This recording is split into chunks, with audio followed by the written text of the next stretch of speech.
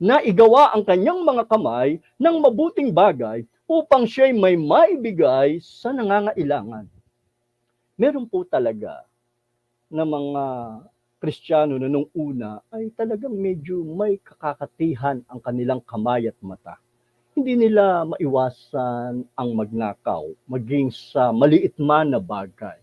Dapat tayo po ay hindi nagnanakaw, maliit man o malaking bagay. Napakasarap pong mamuhay na panatag ka, na wala kang ginagawang mali, na hindi ka nagnanakaw sa maliit at sa malaking bagay. Hindi po yung nakukonsensya tayo dahil meron tayong kinuha na hindi natin ipinagpaalam. Kahit man yan, maliit na bagay.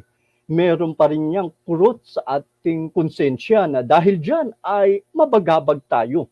Kaya sa maliit at sa malaking bagay, huwag po tayong magnanakaw. Alam po natin ang pagnanakaw, ito po ay pagkuha sa ibang nagmamay-ari nang hindi nila alam. Yan po ay pagnanakaw, maging maliit man o maging malaki man. Kaya iiwasan po natin yan, ang magnanakaw, maging sa maliit at sa malaking bagay. At ano pa, bagkus magpagal, utos po ang pagtatrabaho.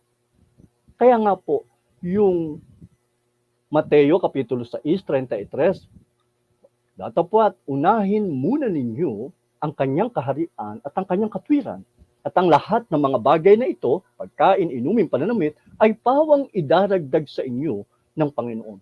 Hindi po sinasabi ng talata na wag na tayong magtatrabaho para tayo ay merong o magkaroon ng pagkain, pananamit at inumin.